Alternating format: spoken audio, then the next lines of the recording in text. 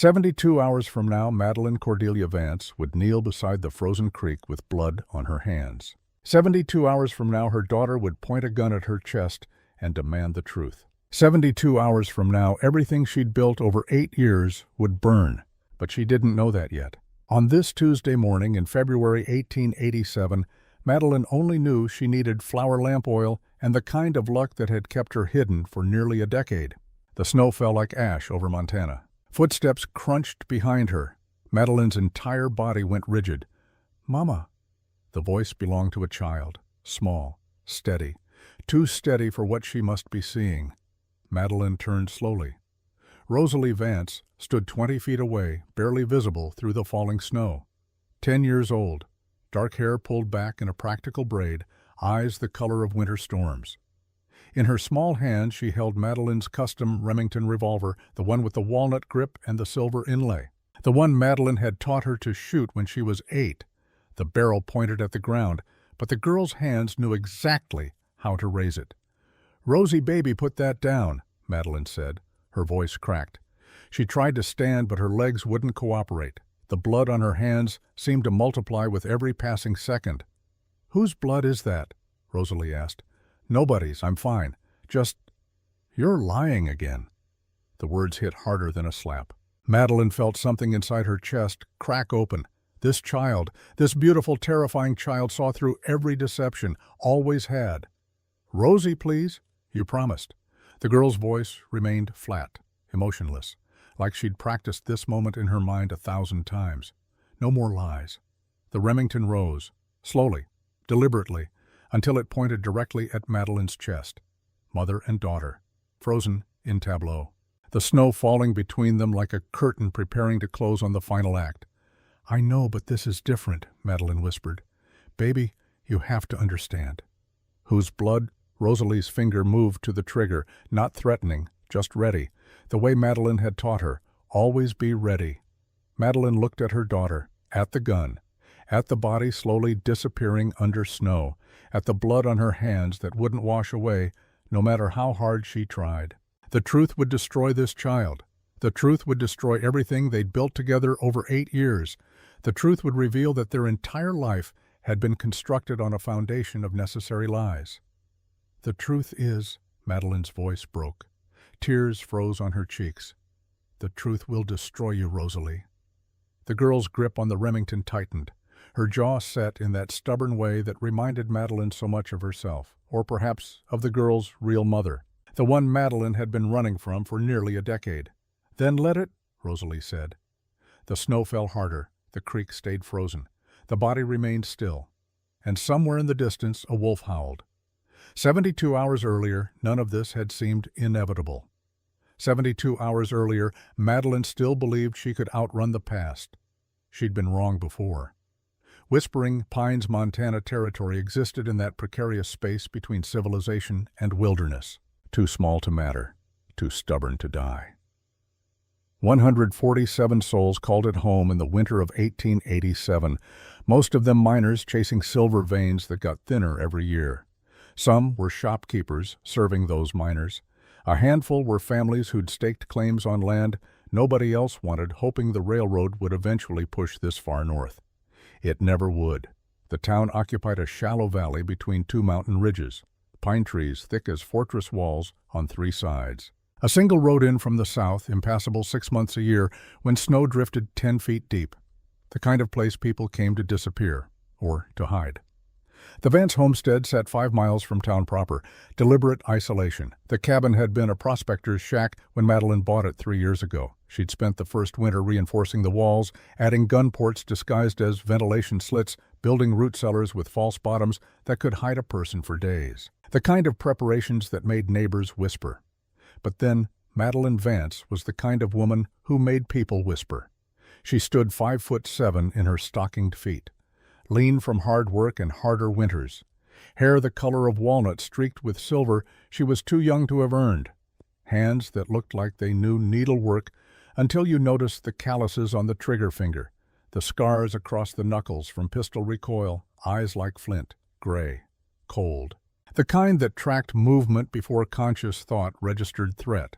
She dressed like a widow, simple cotton dresses in dark colors, a heavy woolen cloak for winter, practical boots that could handle mud or snow or running if running became necessary. The only vanity she allowed herself was a silver locket she never removed, never opened. What made people truly nervous wasn't how she looked. It was how she moved, like someone who'd spent years expecting violence. Shoulders slightly hunched, weight forward on the balls of her feet. Never sitting with her back to a door. Never entering a room without identifying all exits. The posture of prey that had become predator. And the guns. Too many guns for a widow and child living alone. A Winchester repeating rifle above the fireplace. A shotgun behind the kitchen door. The custom Remington always within arm's reach. And those were just the visible ones. Townspeople who'd been inside the cabin whispered about the arsenal hidden in that reinforced root cellar. That gunslinger woman, they called her, the one who don't belong. They weren't entirely wrong. Market day in Whispering Pines fell every Tuesday, weather permitting. The first Tuesday of February 1887 dawned clear and brutally cold. 20 degrees below zero, the kind of cold that froze spit before it hit the ground. Madeline loaded the wagon in darkness. 3 dozen eggs from their chickens wrapped carefully in straw. A side of preserved venison, 2 jars of the blackberry preserves she'd put up last summer. Not much to trade, but enough to get flour, sugar, lamp oil. The essentials. Rosalie emerged from the cabin as false dawn painted the eastern sky pink. She wore 3 layers against the cold. Wool dress over flannel underclothes over a cotton chemise, heavy coat that used to fit but now rode high on her wrists, growing fast, too fast. "Ready, Mama?" the girl asked. Madeline studied her daughter in the pre-dawn light, at 10 years old, small for her age but tough as fence wire, dark hair like her real father, storm gray eyes like her real mother, a face that would be beautiful someday if she lived long enough, if they both lived long enough. "Ready," Madeline said. They rode in silence. The wagon creaked. The horse's breath steamed in the frozen air. Snow crunched under the wheels like breaking bones. Rosalie sat close to her mother, not for warmth, for security. The girl had learned young that the world was dangerous, that safety was temporary, that the people you loved could disappear in an instant. Madeline had taught her these lessons deliberately. Sometimes she wondered if that made her a good mother or a terrible one. 5 miles took 90 minutes in winter. The sun was fully up when Whispering Pines came into view. Smoke rose from 2 dozen chimneys. The general store had lanterns burning in the windows. A few early risers moved through the street, bundled against cold that didn't care about human schedules. Madeline guided the wagon to the hitching post outside Thatcher's Mercantile. She set the brake, wrapped the reins, performed the ritual of arrival that always made her feel exposed. In town, she couldn't control the exits. In town, anyone could be watching. Mrs. Abigail Thatcher stood in the doorway of her establishment, wiping flour from her hands onto her apron. 50-some years old, face like dried leather, eyes that missed nothing. "Morning, Mrs. Vance," she said. Polite, distant, the temperature of her greeting matching the weather. "Mrs. Thatcher," Madeline replied. The shopkeeper's gaze moved to Rosalie, softened slightly. Whatever reservations the town had about Madeline, most people liked the girl. Quiet, polite, smart as a whip and twice as sharp. "How are you, Rosalie?" "Cold, ma'am, but well enough. Come inside, I've got the stove going." They entered the Mercantile. Heat hit Madeline's face like a physical force. She resisted the urge to close her eyes to relax into the warmth. Staying alert meant staying alive. The store smelled of tobacco and coffee and pickled vegetables. Shelves lined with tinned goods, bolts of fabric farming implements. Everything a frontier settlement needed to survive. Nothing luxurious, nothing wasted. 2 other customers browsed the aisles. Samuel Jenkins, who ran the livery stable. Mary Cooper, a widow like Madeline, though her husband had died of black lung instead of mysterious circumstances, nobody quite believed. Both nodded to Madeline, neither approached. This was the pattern of her life in Whispering Pines, acceptance at arm's length, politeness without warmth. The town had taken her money, sold her land, allowed her to stay, but they'd never truly let her in. "What can I get you today?" Mrs. Thatcher asked. 20 pounds of flour, 10 of sugar, 2 gallons of lamp oil. Madeline counted out coins from a small leather purse. Payment always in cash, never on credit, never in debt to anyone. While Mrs. Thatcher gathered the items, Rosalie drifted toward the far corner of the store where posted notices covered a bulletin board. Wanted posters, territorial announcements, advertisements for land sales and livestock auctions. The girl studied them with the intensity of someone twice her age. Madeline watched her daughter examine a wanted poster for a bank robber operating in Wyoming. Watched her trace the sketch of the man's face, reading the description of his crimes, calculating something in that frighteningly intelligent mind. What kind of child studied wanted posters for recreation? The kind raised by a woman with too many secrets. The door opened. Cold air rushed in. Madeline's hand moved instinctively toward the hidden pocket in her cloak where she kept a small derringer. 2 shots, close range only, but better than nothing. Sheriff Declan Augustus Shaw filled the doorway. 42 years old, 6 feet tall, built like a man who'd done hard labor in his youth and maintained the strength through middle age. Hair going gray at the temples, face weathered by wind and worry, eyes the color of whiskey. He wore the silver star of his office pinned to a heavy wool coat. A gun belt rode his hips, not for show. Shaw knew how to use those weapons. Rumor said he'd been a marshal down in Colorado before taking this posting. Rumor said a lot of things about Sheriff Shaw, most of them probably true. His gaze found Madeline immediately, held. "Mrs. Vance," he said.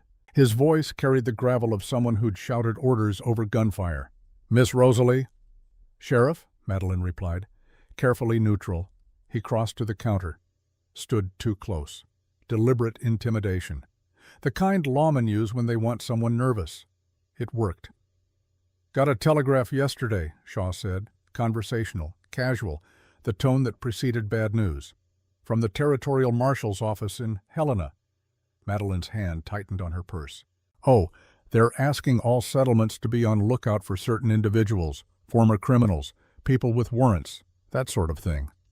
"I see." One description caught my attention. He pulled a folded paper from his coat pocket, unfolded it slowly, read aloud. "Woman approximately 35 to 40, 5'6" to 5'8". Brown hair possibly graying, gray eyes, excellent marksmanship, goes by various names. Wanted for questioning in connection with a murder in Denver, 1879. The world tilted slightly. Madeline forced herself to breathe normally, to meet Shaw's eyes without flinching. "That could describe 100 women," she said. "Could." He folded the paper, put it away. "But how many of those women are also expert shots living in isolated cabins with reinforced walls and enough weapons to outfit a small militia? Sheriff, I don't know what you're implying." "I'm not implying anything, Mrs. Vance. I'm stating facts, and the fact is you match this description. The fact is you appeared in Whispering Pines 3 years ago with a child and no husband. The fact is nobody really knows who you are or where you came from." "Plenty of people start over on the frontier," Madeline said. "That's what this place is for." "True enough." Shaw's expression softened slightly, "which is why I haven't responded to that telegraph. Yet." The word hung in the air like a threat. "But I'm telling you now," he continued, voice lower, "if there's something you need to say, some truth you need to share before this gets complicated, now would be the time." Madeline glanced at Rosalie. The girl pretended to study wanted posters, but her posture showed she was listening to every word. "There's nothing to tell, Sheriff." "You sure about that?" "Quite sure." He held her gaze for another long moment, then nodded. Tipped his hat to Mrs. Thatcher. "Ladies, you have a good day." He left. The door closed. The warmth of the mercantile felt suddenly oppressive. Mrs. Thatcher busied herself with wrapping Madeline's purchases, avoiding eye contact, wanting no part of whatever trouble was brewing. Rosalie returned to her mother's side, tugged on her sleeve. "Mama," quiet, concerned. "Can we go?" "Yes, baby, we can go." They loaded the supplies, climbed into the wagon. Madeline released the brake, flicked the reins. As they pulled away from the mercantile, Rosalie asked, "Are we in trouble?" The question every child asks when they sense their parents are afraid. Madeline wanted to lie, wanted to say everything was fine, nothing to worry about, just the sheriff being cautious. But she'd promised Rosalie months ago, no more lies unless absolutely necessary. I don't know, she said instead. Maybe. Because of who we used to be before we came here. Smart girl. Too smart, yes. Are the bad people coming? Madeline's hands tightened on the reins. Stay close to me today, Rosalie. Don't wander. Don't talk to strangers. If anything feels wrong, you run. You remember the safe places? First place is the cave by Copper Falls. Second place is the abandoned mine shaft with the blue markings. Third place is the line shack at the north boundary of the Patterson Ranch. Good girl. They rode in silence. The morning sun glinted off snow. Beautiful. Deceptive. This land could kill you while looking like paradise, just like the past could destroy you when you thought you'd finally escaped it. The wagon creaked over frozen ruts. Montana stretched vast and white in all directions, sky so blue it hurt to look at. Air so cold each breath felt like swallowing knives. 20 minutes passed before Rosalie spoke again. Mama, you never talk about my father. Madeline's stomach clenched. Of all the conversations to have now, of all the questions. What brought this on? She asked, keeping her voice carefully level. Lucy Thatcher. Rosalie pulled her coat tighter. She said her mama said I don't have a father, that I'm— The girl's voice dropped. That I'm a bastard child. Rage flashed through Madeline. Hot. Immediate. The kind of anger that made her understand how people committed violence. Lucy Thatcher needs to mind her own business, she said through clenched teeth. Is it true? Your father was a good man. He died before you were born. The lie tasted like ash. But what else could she say? Your real father was a monster who would have killed you. Your real mother is still looking for you. Everything you know about your life is fiction. What was his name? Rosalie asked. A familiar ache. The name came easier now after 8 years of repetition. James Cordell. It wasn't entirely a lie. James had been real, had helped them, had died protecting their secret, just not her husband, and not Rosalie's father. But the girl didn't need to know that. Not yet. Why don't we have any pictures of him lost in a fire? You said we lost everything in a flood. Madeline's left eye twitched, the tell she couldn't control, the one Rosalie had learned to watch for. Fire first, she said, recovering. Then flood. We've had bad luck. Or you're lying. The accusation hung between them. No anger in Rosalie's voice, just observation, statement of fact. Baby, I would never lie to you about anything important. But you lie about other things. Sometimes adults have to. Why, to protect the people we love. Rosalie considered this, her young face serious, old beyond her years. I'm not stupid, Mama. I know when you're making things up, your left eye twitches when you lie. Madeline unconsciously touched her eye, caught herself. Like that, Rosalie said. See? They'd reached the halfway point between town and home. Open prairie on both sides, nowhere to hide, nowhere to run, if running became necessary. Madeline pulled the wagon to a stop. All right, she said, turning to face her daughter. You want truth? Here's truth. Rosalie's eyes widened slightly. She hadn't expected capitulation. Your father wasn't a good man, Madeline continued, voice hard, honest. He hurt people. He hurt me, and I'm glad he's dead. The girl flinched. First time Mama had ever spoken with real venom. Did he hurt me, too? Rosalie asked quietly. No, baby, never. You came after he was gone. Then why do I have nightmares about a man with a scar? A man calling me Little Sparrow. The world stopped. Little Sparrow. That nickname, that specific damning nickname that only one person had ever used. Samuel Harlan, Rosalie's real father. The man Madeline had killed 8 years ago. You remember that? Madeline whispered. I don't know. Rosalie's brow furrowed. Maybe I dream it. Or maybe you told me and I forgot. Everything's confused. Madeline pulled her daughter close, held her tight, the girl's small body warm against hers despite the cold. Some memories are better left buried, Rosalie, even if they're real, especially if they're real. They sat like that for a long moment, mother and child, holding on to each other against the Montana cold and the gathering darkness of their shared past. Finally, Madeline released her, took up the reins. Let's go home, she said. They didn't speak again for the rest of the journey. The Vance homestead came into view as afternoon light slanted golden across the snow. Smoke rose from the chimney where she'd banked the fire that morning. The cabin looked solid, secure, safe. Appearances could be deceiving. Madeline guided the wagon to the barn. They unhitched the horse, rubbed him down, gave him feed and water, the routine of animal care that grounded her. Physical work, tangible results. Rosalie carried supplies to the cabin while Madeline secured the barn. She was checking the door latch when she noticed something. Fresh tracks in the snow. Not theirs, not the horses. Human, adult-sized, coming from the tree line. Approaching the cabin, then retreating back into the forest. Someone had been here while they were in town. Madeline's hand went to the Remington at her hip. She studied the tracks. Single person. Lightweight, judging by depth. Moved carefully, avoiding the main approach. Watched the cabin from the trees, then left. Scout thief. Or something worse. She followed the tracks to the forest edge, lost them in the dense undergrowth. Whoever it was knew how to move quietly, how to cover their trail. Professional. But professionals made mistakes when rushed, when nervous. Madeline followed the disturbed snow deeper into the forest, through pine trees heavy with white, down the slope toward the frozen creek where she'd taught Rosalie to fish last summer. Movement ahead, a figure kneeling by the water's edge. Madeline drew her Remington, moved silently through the trees, every sense heightened. The figure stood, turned. Deputy Thomas Collins, 23 years old, barely 3 months on the job, gun drawn, face pale with cold and something else. Fear. "Mrs. Vance," he said, voice too loud in the winter stillness.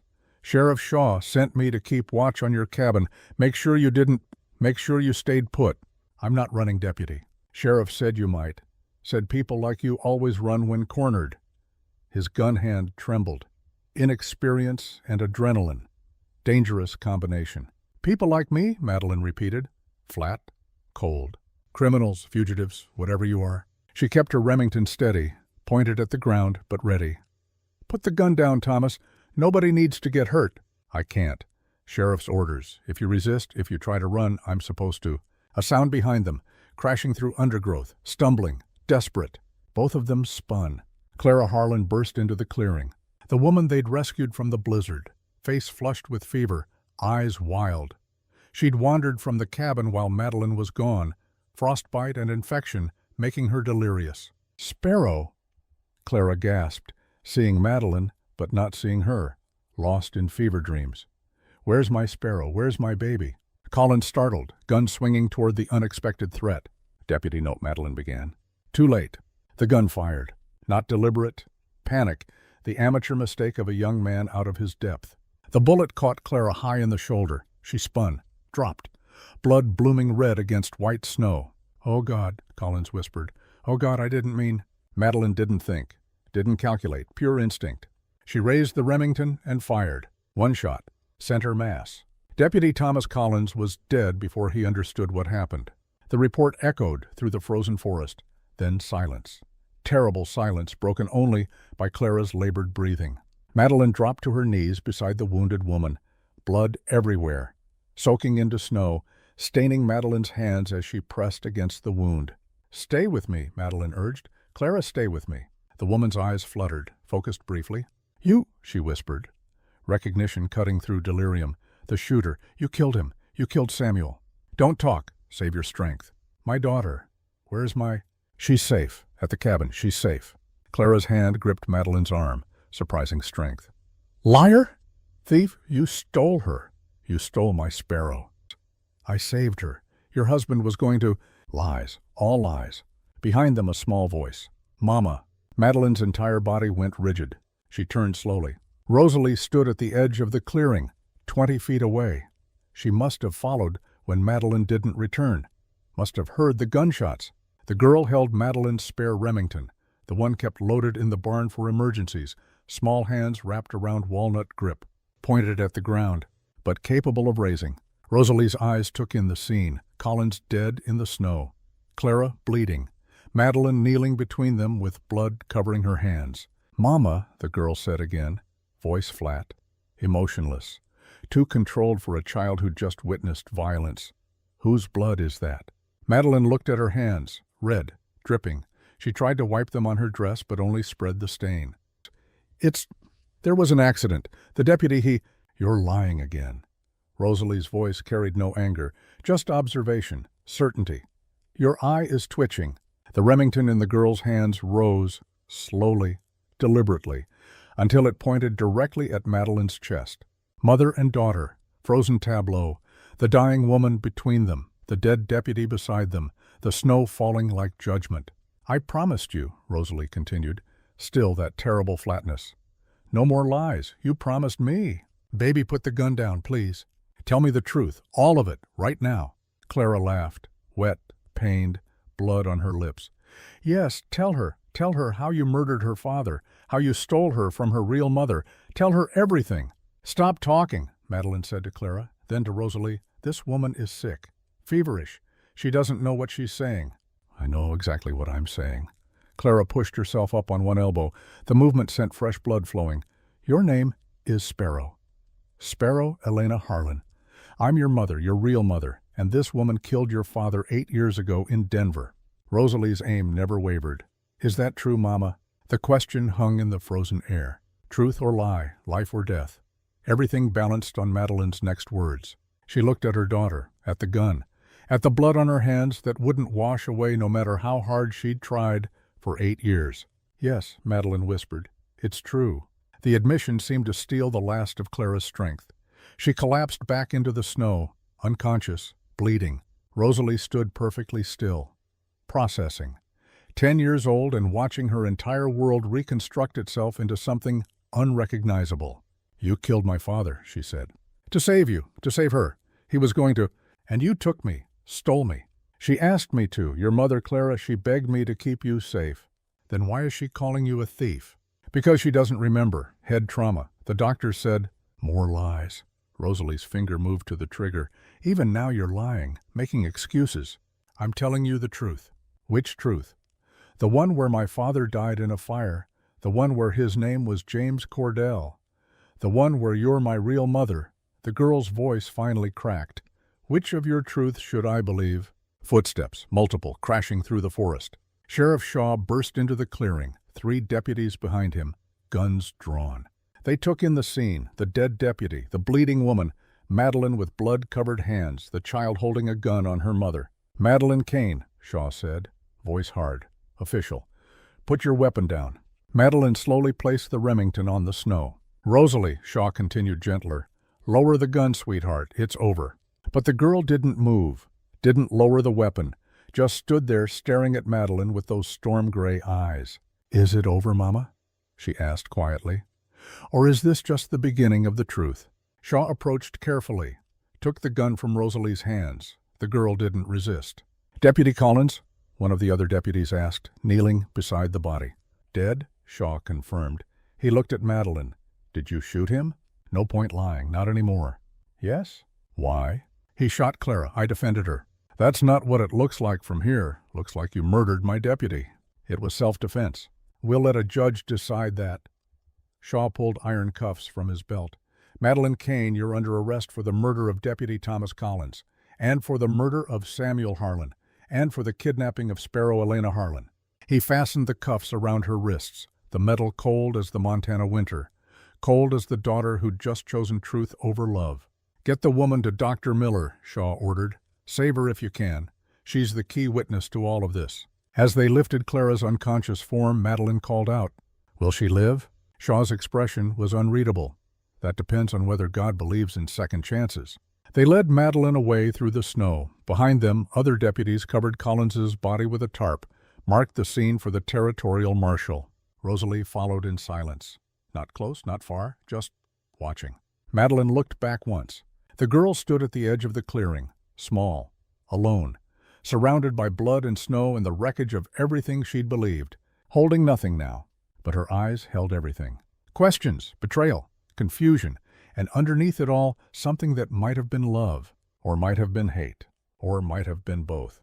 The beginning and the end suspended in the same frozen moment. They reached the cabin. Shaw's deputies secured the area, gathered evidence, took statements from the few neighbors who'd heard gunshots. Madeline sat in her own kitchen, hands cuffed, blood drying brown on her skin. Rosalie stood in the doorway to her room, watching, silent. I need you to understand, Madeline said. Everything I did was to protect you. The girl said nothing.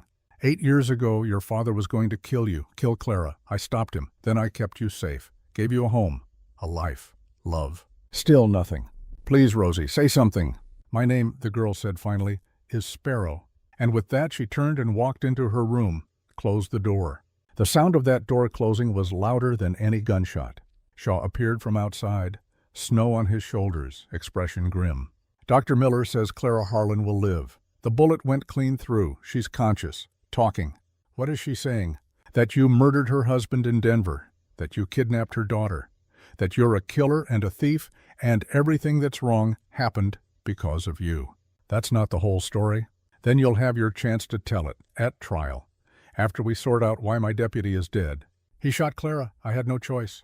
You always have a choice, Mrs. Vance, or should I say, Mrs. Kane? Or is it Miss Who Are You Really? Madeline met his eyes.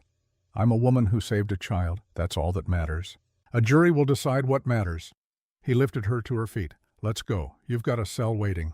As they let her out into the snow, Madeline looked back at the cabin one last time. Her home, Rosalie's home, the life they'd built together. All of it ending beside a frozen creek where blood stained the snow and truth finally caught up with lies. 72 hours. That's all it had taken. 72 hours from a Tuesday morning in February to a Friday dawn when everything burned, just as the cold open had promised. Madeline returned to the cabin, entered casually. Rosalie had started unpacking supplies. Baby, I need you to do something for me, Madeline said quietly. The girl looked up, read her mother's expression, went still. What's wrong? Someone was here, watching the cabin. Who? Don't know, but I need you to pack your emergency bag, the one we keep under your bed, just in case. Rosalie didn't argue, didn't ask questions. She simply nodded and went to her room. Madeline had trained her well, too well perhaps for a 10-year-old child. Night fell early in Montana winter. By 5 o'clock, full darkness pressed against the windows. Madeline lit lamps, made dinner, went through the motions of normalcy while her mind catalogued threats. Sheriff Shaw's questions, the tracks in the snow, Rosalie's fragmentary memories surfacing, coincidence or convergence. They ate in silence. Venison stew with root vegetables, bread from last week's baking. Simple food, filling. Rosalie picked at her meal. Not hungry? Madeline asked. My stomach hurts. Nerves. The girl nodded. Madeline reached across the table, took her daughter's hand. I won't let anything happen to you, she said. I promise. You can't promise that. I can try. Trying isn't the same as succeeding. When had this child become so wise? When had she learned that promises were just words, that safety was an illusion, that the people you loved could disappear in an instant? Madeline had taught her these lessons. Now she lived with the consequences. After dinner, Rosalie went to bed early. Madeline sat by the fire, her Remington across her lap, watching the door, listening to the night. Wind howled around the cabin. Timber creaked. Normal sounds, probably. She must have dozed, because when the pounding started, it jerked her awake with her heart hammering and the gun raised. Someone at the door. Urgent. Desperate. Bang. Bang. Bang. Please. A voice. Female. Muffled by wind and wood. Please, I'm freezing. Help me. Madeline approached the door carefully. Gun ready. Every instinct screaming trap. Who's there? She called. Please, I'll die out here. Please, blizzard. When had the blizzard started? She glanced at the window. Snow so thick she couldn't see 5 feet beyond the glass. This was how people died in Montana, caught in whiteout conditions, freezing to death within sight of shelter. Madeline cracked the door. A woman collapsed across the threshold. Mid-30s, expensive traveling clothes now torn and frozen, face so pale it looked corpse-like, lips blue, hands frost-bitten black at the fingertips. She wasn't moving. Rosalie, Madeline shouted. Bring blankets, hot water now. Together they dragged the woman inside. Shut out the killing cold. Madeline checked for pulse. Faint. Thready. But there. Still alive. Barely. They worked through the night, stripping frozen clothes, wrapping the woman in blankets, forcing warm liquid between blue lips, rubbing circulation back into frost-bitten extremities. The woman drifted in and out of consciousness, muttering. Have to find her, she whispered. My daughter, my little Sparrow. Have to find my little sparrow." Madeline froze. That word again. Sparrow. She looked at the woman more carefully. Really looked. Storm-gray eyes. Same shade as Rosalie's. Delicate bone structure. Same as Rosalie's. A birthmark on the left wrist, partially visible beneath the blanket. Bird-shaped. Just like the birthmark on Rosalie's arm. No. No, this couldn't be happening. Not now. Not here. Not after 8 years. "Mama," Rosalie stood in the doorway, holding more blankets. "Is she going to live?" Madeline stared at the unconscious woman, the woman who'd been hunting them for nearly a decade, the woman whose daughter Madeline had stolen in the name of salvation. Clara Harlan, Rosalie's real mother. "Mama," Rosalie asked again, "what's wrong? You look like you've seen a ghost." In a way she had. The past, finally catching up. Hours passed. The blizzard raged. The woman slept. Madeline didn't. She sat in her chair by the fire gun across her lap, watching the stranger who was no stranger at all. Clara Teresa Harlan, wife of Samuel Harlan, mother of the child she'd called Sparrow, the woman who'd begged Madeline to kill her husband, to save her daughter. Or had she? The memories were 8 years old, complicated by violence and fear. Madeline remembered Clara's face, remembered the knife at her throat, remembered the desperation in her voice. Take Sparrow, keep her safe. Hadn't she said that? Hadn't she asked for this? Or had Madeline's guilty conscience rewritten history to make the kidnapping feel justified? While Clara slept, Madeline searched her belongings, found a leather bag half buried in snow near the cabin. Inside, a journal filled with notes and sketches, maps, calculations. The methodical work of someone hunting. A Pinkerton Detective Agency badge. Multiple wanted posters, including one featuring a rough sketch of a woman who looked too much like Madeline for comfort. Caption: Madeline Kane, wanted for questioning murder of Samuel Harlan Denver, 1879. And a photograph. Sepia-toned, worn from handling, young Clara holding a toddler, both smiling. The child had a distinctive birthmark on her left wrist, shaped like a bird in flight. Madeline walked to Rosalie's room, quietly. The girl slept peacefully. Madeline gently pulled back the blanket, lifted her daughter's left arm. Same birthmark, identical. The evidence she'd been denying for 8 years. The truth she'd buried under layers of necessary lies. This child wasn't hers, had never been hers, was stolen property no matter how noble the intention. Dawn broke gray and cold. The blizzard had passed. The world lay buried under 3 feet of fresh snow. Clara Harlan woke. Her eyes opened slowly, confused, disoriented. She tried to sit up, gasped at the pain in her frostbitten hands. "Easy," Madeline said from her chair. "You nearly died last night." Clara's gaze focused, took in her surroundings, the cabin, the fire, the woman sitting 10 feet away with a gun across her lap. Recognition came slowly. Then all at once, "You," Clara whispered. "I know you." Madeline said nothing. "Denver, 1879. You were at the exhibition. You were—" Clara's breath quickened. "Quicksilver Kate, the shooter, the one who killed your husband," Madeline finished. "Yes." Clara tried to stand, collapsed back onto the couch, too weak, too damaged from the cold. "Where is she?" Clara demanded. "Where's my daughter?" "Asleep in the next room. I want to see her." "Not yet. You have no right to keep me from my child." "I have every right," Madeline said quietly. "I've been keeping her safe for 8 years, since the night you asked me to." Clara's face twisted. Confusion, anger, something that might have been recognition. "I never asked you to take her. I woke up in the hospital, Samuel dead, my baby gone, and you," she pointed with a trembling hand, "you disappeared the same night, murdered my husband, stole my daughter. That's not what happened. Then tell me what did." Before Madeline could answer, a small voice came from the doorway. "Mama?" Rosalie stood there, rubbing sleep from her eyes, wearing her nightgown, looking impossibly young and vulnerable. Clara gasped. Her hand went to her mouth. Tears spilled down her cheeks.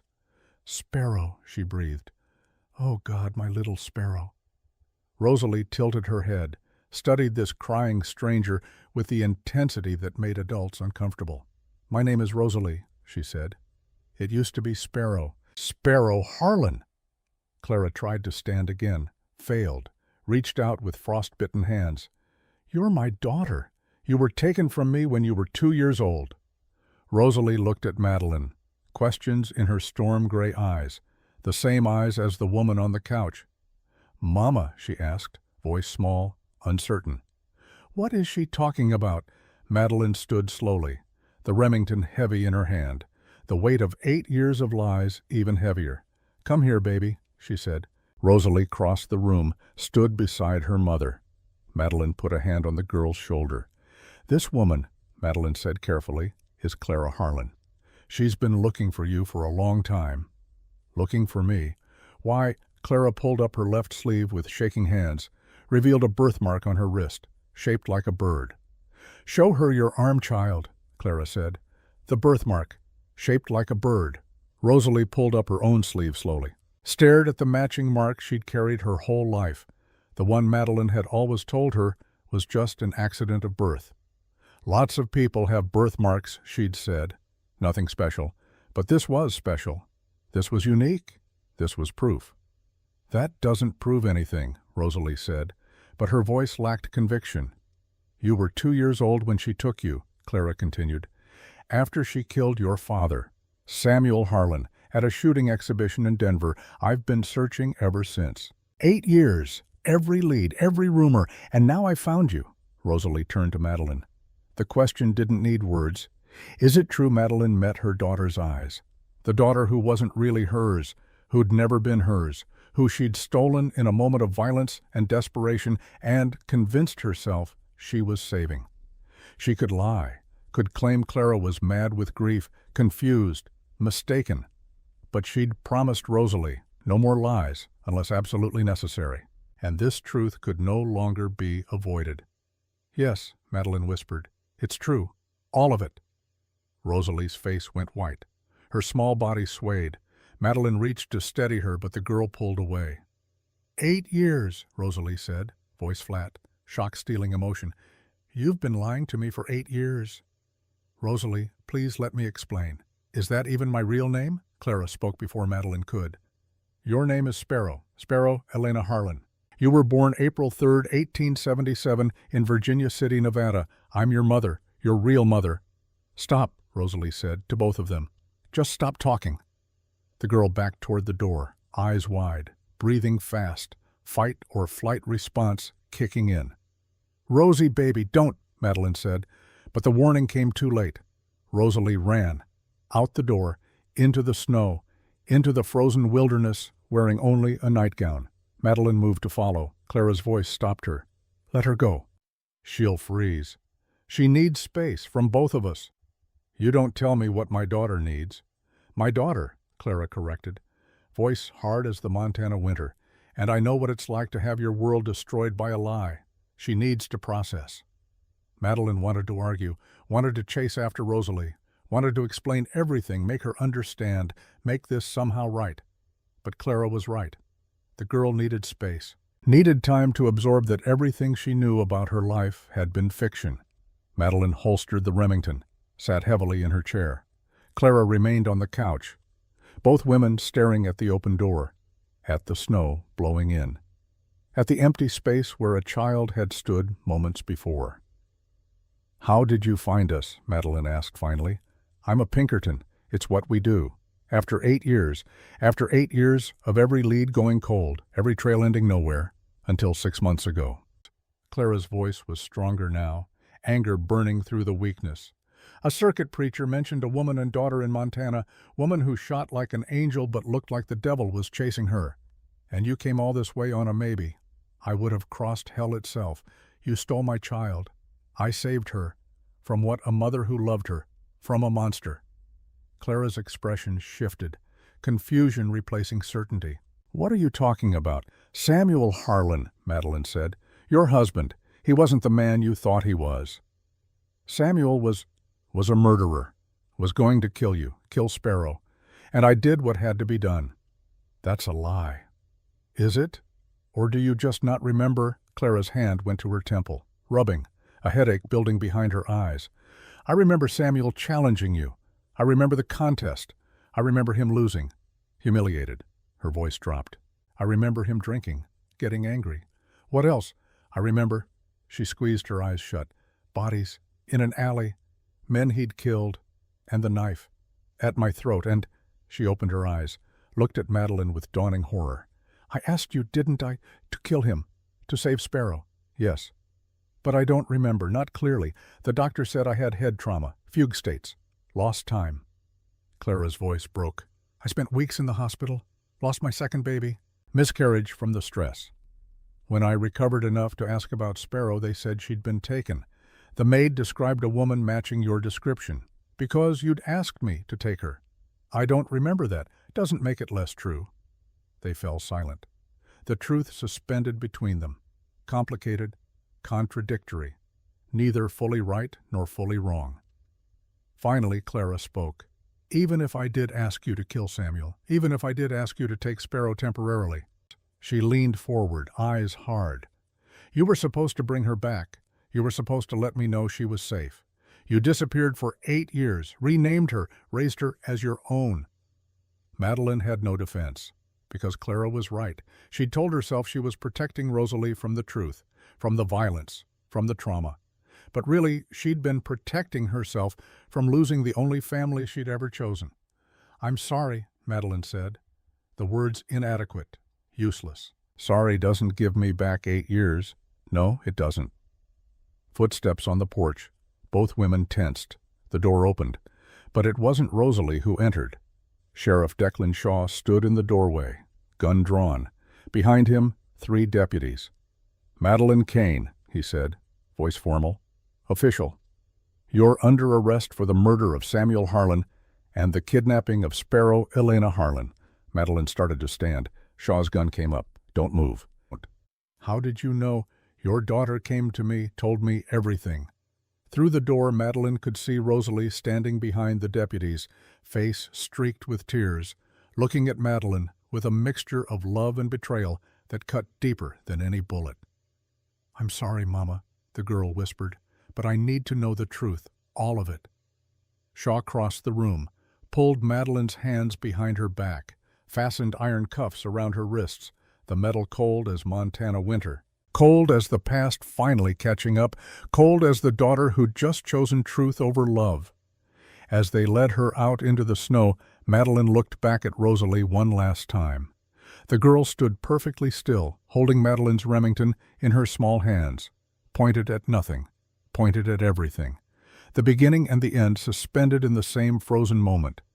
The jail cell smelled of old wood and older despair. Whispering Pines didn't have proper facilities for long-term imprisonment. The cell occupied a corner of the sheriff's office, 8 feet by 8 feet iron bars separating criminal from citizen.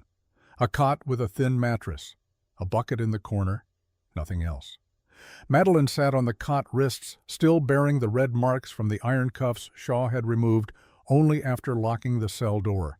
Her hands rested in her lap, perfectly still. The stillness of someone who'd learned that movement attracted attention.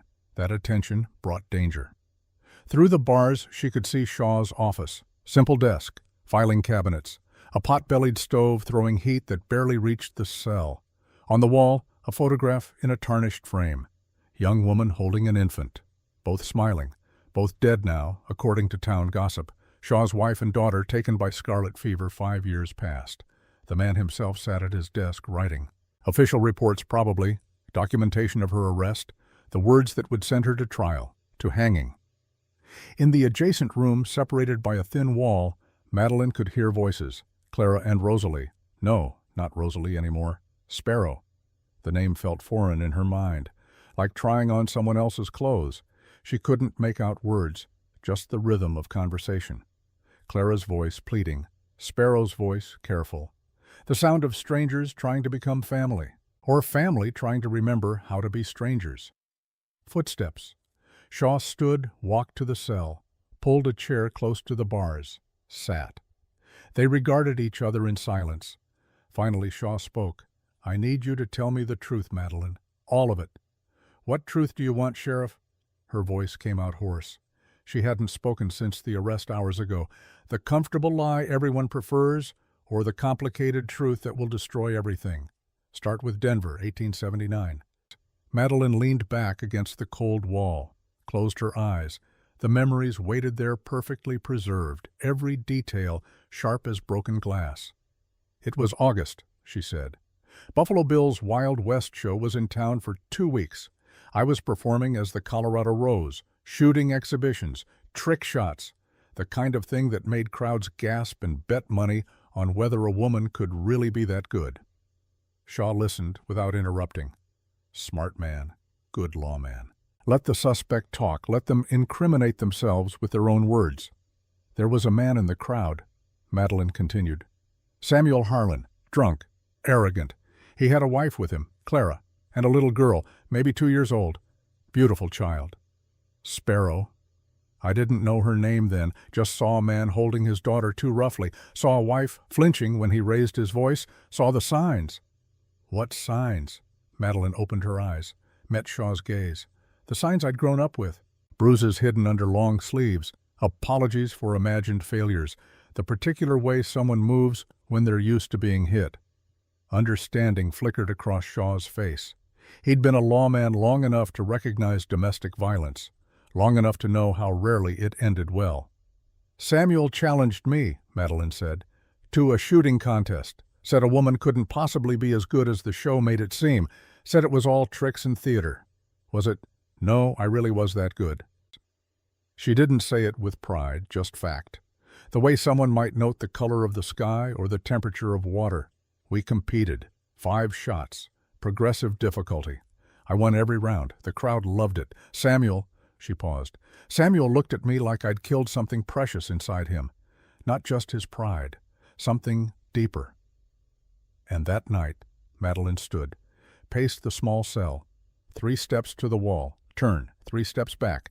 The movement helped, made the memories slightly more bearable. That night, everything went wrong. The flashback took her. Denver, August 1879, behind the exhibition grounds, Madeline Kane, 29 years old, packing her custom Remington into its case. The show had ended. The crowds dispersed. Just the performers and crew remaining, breaking down tents and equipment. She heard footsteps, looked up. A man approached.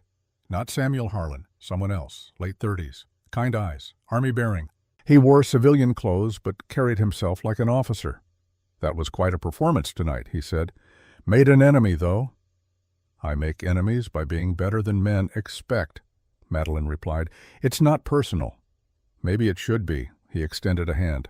Captain James Blackwood, United States Army retired. I've been watching your shows for months. She shook his hand. Firm grip, honest. You're the best I've ever seen, James continued. And I think I'm in love with you. The directness surprised her. Most men circled, hinted, played games. Captain Blackwood, we barely know each other. Then let me know you, properly. Dinner. Before she could answer, a gunshot cracked through the night. Close, too close. They ran toward the sound, found themselves in an alley behind the main street. Dark, narrow, the smell of garbage and human waste. 2 men lay dead. Exhibition crew members she recognized, both shot. Both with their throats cut first, the gunshots came after, staged to look like a gunfight between drunks. But Madeline knew better. These men had been murdered, executed. Standing over them swaying drunk was Samuel Harlan, blood on his hands, knife in one, revolver in the other. Perfect, he slurred when he saw Madeline. The star of the show. Now we can have our real competition. What did you do? Madeline asked. What needed doing? These men saw me coming for you. Can't have witnesses. He was insane. Completely unhinged by humiliation and alcohol, James stepped forward, military training taking over. Sir, put the weapons down. Shut up. Samuel's gun swung toward James. This is between me and the woman who made me look like a fool. A sound from the alley entrance. Clara Harlan appeared holding Sparrow, the little girl drowsy half asleep on her mother's shoulder. Samuel, Clara said carefully, come home. Please think of Sparrow. He turned on her fast, vicious. The backhand caught her across the face. She went down hard, curling around the child to protect her from the fall. Don't speak to me about that brat, Samuel snarled. I know she's not mine. I know what you did. I've been waiting for the right time to deal with both of you. Clara's eyes went wide, terrified. Not for herself, for the child. Madeline drew her Remington, smooth, fast, the movement so practiced it was instinct. "Step away from them," she said. Samuel smiled. The expression held no warmth, no humanity, just the particular cruelty of men who'd discovered they enjoyed causing pain. "There it is, the famous Colorado Rose. Think you can shoot me before I gut her?" He had the knife at Clara's throat now. The woman frozen, Sparrow starting to cry in her arms, sensing danger the way children do. "Here's our real bet," Samuel continued. "You drop that gun, I only kill one of you. Keep it, I kill everyone. Clara, the brat, the baby in her belly." His eyes moved to Clara's stomach, slightly swollen, early pregnancy. "Then you," he finished. "Slowly." James spoke quietly. "Madeline, we can't let him leave this alley." "I know." "Then what do we do?" "Standoff. Killer holding hostages. Madeline with a gun. James unarmed. The dead witnesses at their feet. Clara's voice choked by the blade at her throat. "Shoot him! Please, don't let him go back to Sparrow's room." The words held terrible understanding. This wasn't the first time Samuel had threatened the child, just the first time he'd done it in front of witnesses. "Say please," Samuel demanded. Madeline's jaw clenched. "Please. On your knees." She knelt, slowly. Placed the Remington on the ground. Vulnerable. Samuel smiled wider, released Clara, who scrambled away, clutching Sparrow. "You know what I'm going to do to you?" he asked Madeline. Started describing it, obscene, detailed. The fantasies of a man who'd crossed the line from human to monster. While he talked, Clara moved, quiet, desperate. Her hand found the Remington Madeline had placed on the ground. She raised it, aimed at Samuel's back, fired. The shot took him in the shoulder, not fatal. He spun screaming. Clara fired again, missed, again, clipped his leg. Samuel dropped, still alive, still dangerous. He looked up at his wife, shock and rage warring on his face. "You shot me," he said, disbelief. "You actually shot me." Clara stood over him, hands shaking so badly the gun wavered. "For Sparrow," she whispered. "For the baby, for every woman you'd hurt if you lived." She looked at Madeline, eyes wild, desperate. "Take her," Clara said. "What? Take Sparrow. When he wakes up, he'll kill her, kill both my babies. You have to take her and run. Clara, you could come with us. We could all disappear." "I'm 8 months pregnant. I can't run, but you can, please." Samuel was stirring, groaning. Not dead, not even close to dead with those shoulder and leg wounds. Clara pressed the Remington into Madeline's hand. Her eyes held the particular madness of mothers protecting their young. "Finish it," she said. "For Sparrow. For every child he'll destroy if he survives." "I can't," Madeline said. "I'm not a killer." "Then become one. For my daughter. The weight of the gun. The weight of the choice. The weight of knowing that walking away meant leaving a monster alive." Madeline looked at Samuel Harlan. At the man who'd murdered 2 innocents. Who'd held a knife to his wife's throat. Who'd threatened a child. She raised the gun. Fired. Her first shot took him in the chest.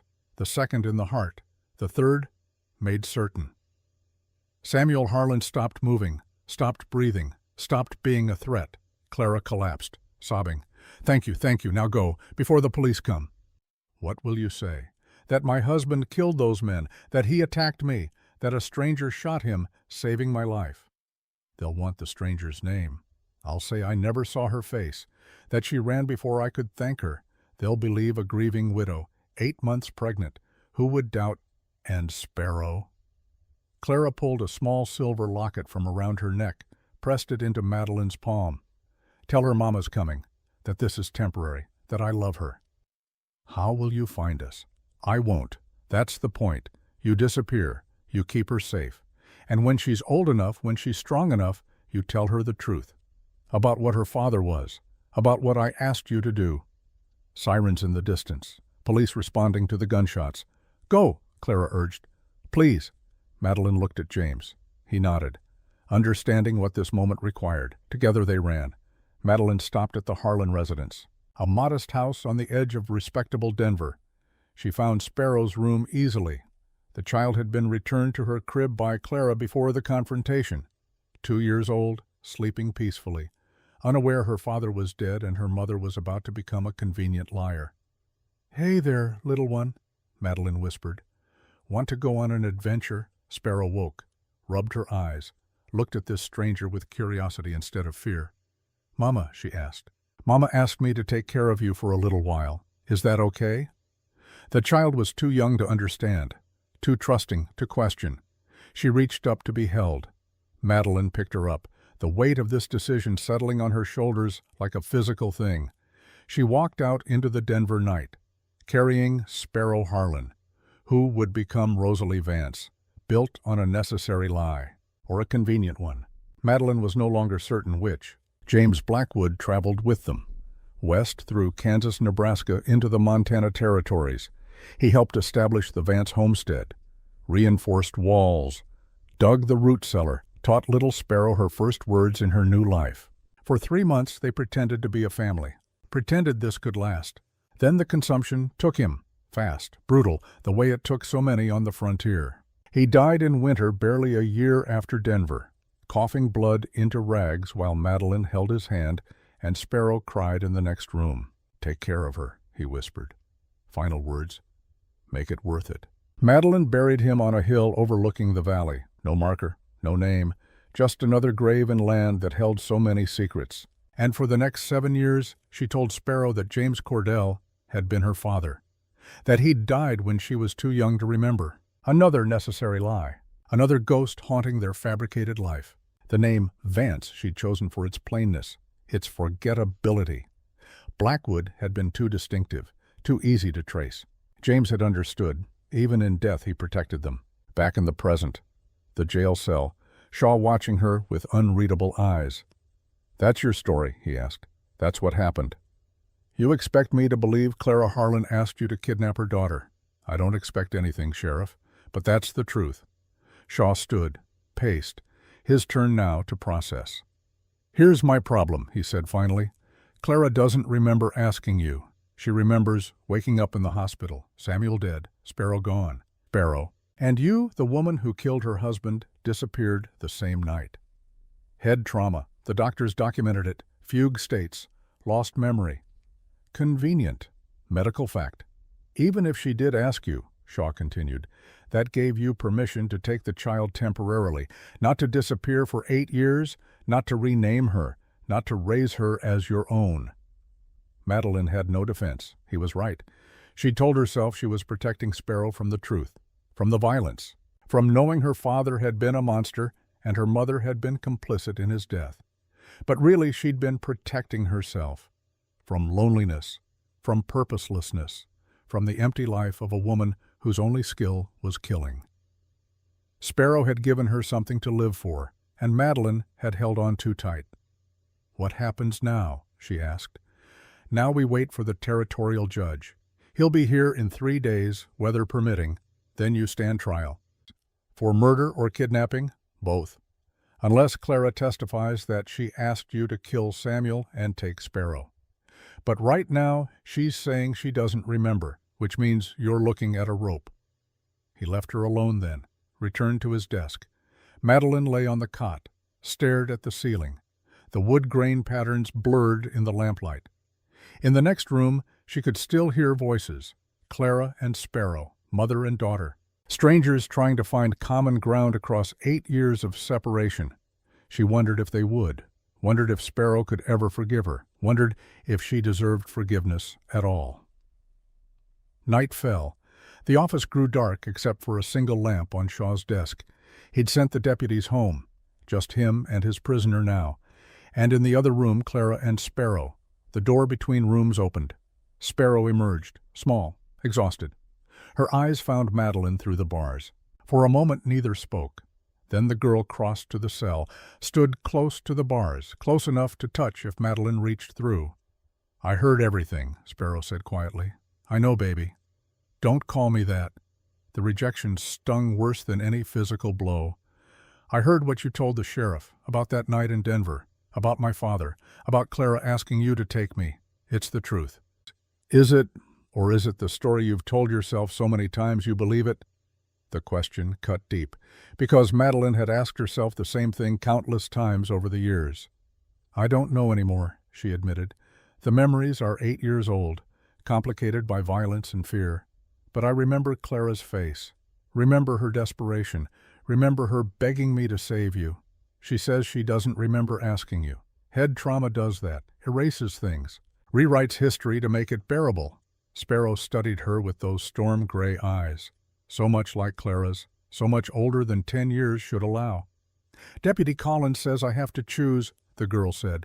Who to believe, who to trust, who to love. You don't have to choose anything, Sparrow. You're 10 years old. Adults made these choices. Adults created this mess. But I'm the one paying for it. True. Painfully, devastatingly true. Can I ask you something? Sparrow continued. And I need the truth. Real truth. Not the version that makes you look better.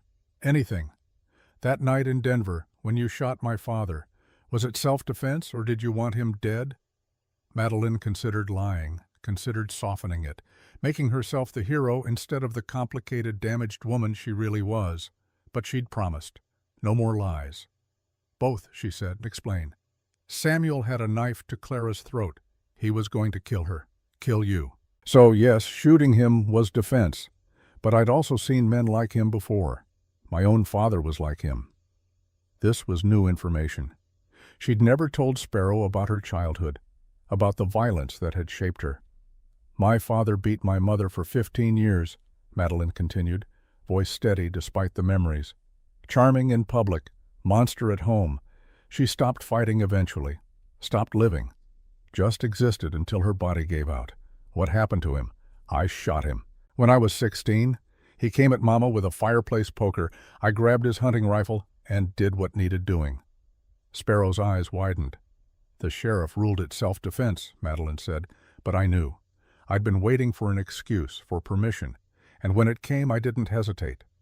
So when you saw Samuel, I saw my father, and I saw a little girl who would grow up in that shadow, and I thought I could save you from it, from him, from becoming what I became. A killer, a woman who knows how to kill, who's good at it, who doesn't lose sleep over it anymore. That's what men like Samuel create. They turn us into weapons to survive them. Sparrow processed this. Too much weight for a child's shoulders, but then this child had been carrying weight for 8 years without knowing it. Is that why you taught me to shoot? She asked. To make me a weapon. No, I taught you to shoot so you'd never need to use it, so you'd be strong enough that no man would dare try. But I'm not strong enough to save you, am I? The question broke something inside Madeline. Baby, you don't have to save me. The trial is in 3 days. Deputy Collins says it's open and shut. Murder, kidnapping. They'll hang you. I know. Unless I testify. Unless I tell them you saved me, that Clara asked you to take me. Clara won't back that up. Without her testimony, yours means nothing. Sparrow's voice dropped to a whisper. What if I told you I found something in Clara's room? A journal from 1879. Madeline leaned closer to the bars. What kind of journal? The kind where she wrote about that night in Denver, about asking you to take me, about begging you to kill Samuel. She remembered, Mama. She wrote it all down right after it happened.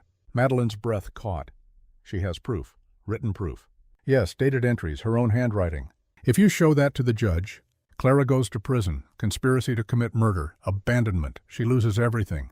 Understanding dawned. And you're asking if you should use it. I'm asking if you'll let me. Madeline gripped the bars, looked into her daughter's desperate eyes. No, burn it. Don't show anyone. Don't even tell Clara you found it. But you'll die. Burn it, Sparrow. Promise me. Long silence. Then the girl nodded. I promise. Madeline gripped the bars, wanted desperately to reach through, to hold this child who was being forced to make impossible choices. So you're here to ask me if it's worth it. I'm asking if you'll let me do it. Let me save you. Or if you'll tell me to burn the journal, to let Clara keep her version, to let yourself hang. The weight of the choice. The terrible, beautiful weight of being loved this much. Sparrow, I can't ask you to destroy Clara for me. You're not asking. I'm offering. But I need to know. If I save you this way, destroy Clara this way, will you resent me for it? Will you wish I'd chosen differently? Madeline looked at this extraordinary child, this young woman who'd been forced to grow up too fast, who'd learned too early that love and loss were often the same thing. She thought about 8 years of lies, 8 years of stolen moments, 8 years of being a mother to someone else's daughter. She thought about Clara, about a woman who'd lost everything in one terrible night, who deserved to know her daughter, who deserved the truth whatever it cost. She thought about hanging, about the rope, about dying with her secrets intact. And she made the only choice that mattered. "Burn the journal," she said. Sparrow's face crumpled. "What? Burn it. Don't show the judge. Don't use it. But you'll die. And you'll still have a mother. Clara, your real mother, the one who carried you, birthed you, loved you first. But I don't know her. I know you. Then get to know her. You have time. She deserves that chance. She deserves you. I don't want her. I want you." Madeline reached through the bars, cupped Sparrow's face in her hands. The girl was crying now, full wrenching sobs.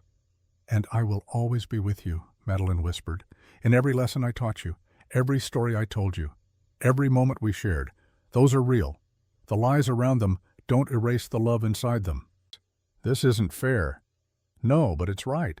And sometimes being a parent means choosing what's right over what you want." They held each other as well as iron bars allowed. Two women, mother and daughter by choice, if not by blood, saying goodbye. Shaw appeared from the shadows, gentle, respectful.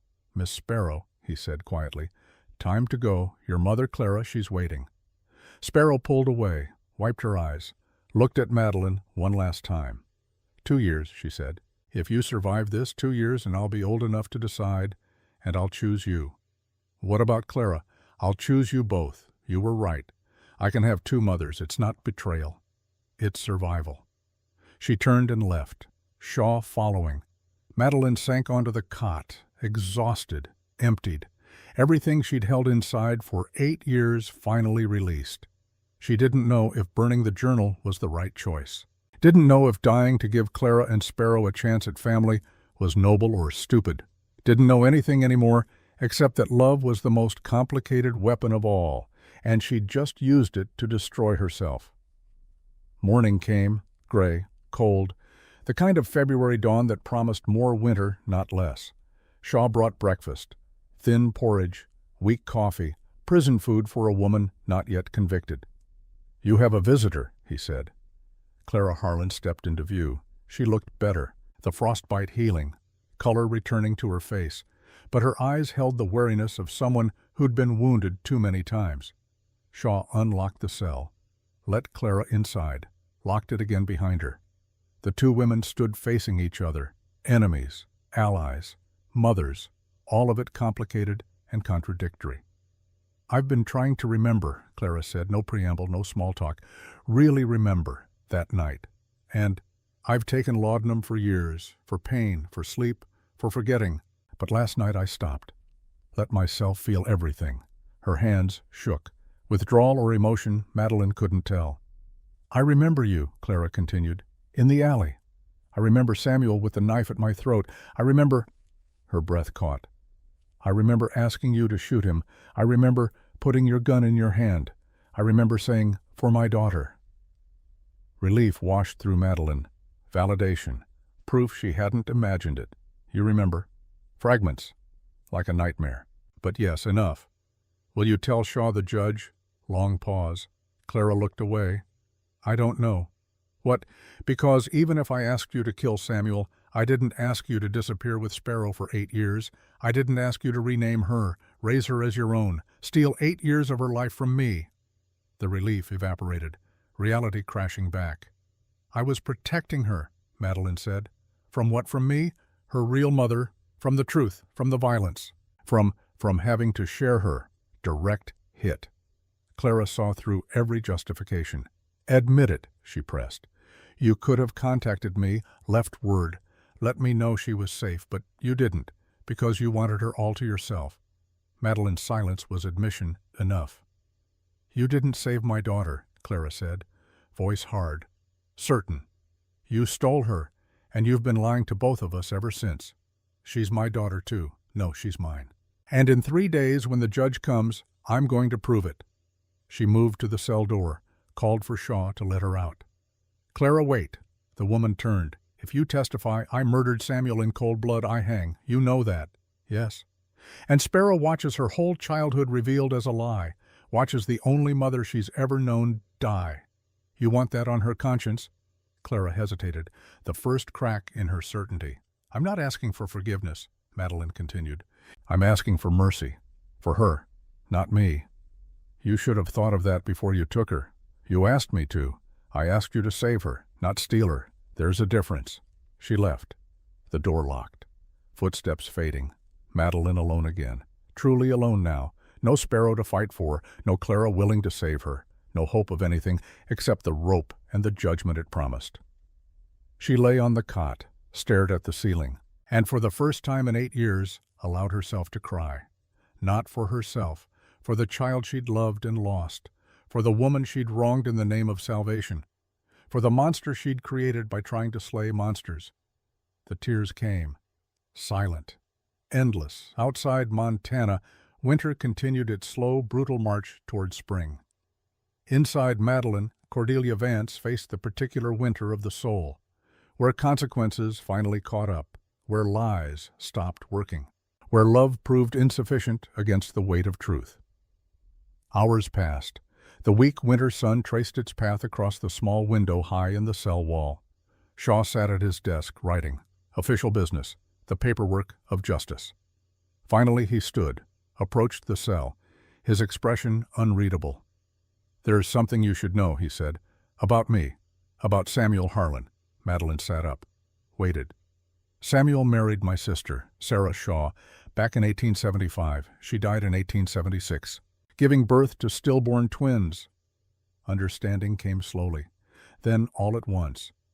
"You're his brother-in-law. Was. Sarah's gone, but yes, family. That's why you're here. That's why you took this posting in the middle of nowhere, Montana." Shaw nodded. "I've been tracking you for 6 years, lost your trail twice. But when Clara Harlan contacted me 2 months ago, said she'd found a lead, I knew you'd surface. The blizzard, Clara stumbling on our cabin. The blizzard was real. Her collapse was real. But her finding you by accident, that was the plan. Betrayal layered on betrayal. Nothing was coincidence. Everything orchestrated." "You're working together," Madeline said. "Clara wanted her daughter. I wanted justice for Samuel. We both wanted you. Your sister, Sarah. Did you know what Samuel was? What he became after she died?" Shaw's jaw tightened. "I knew he drank, knew he was angry, but he was family.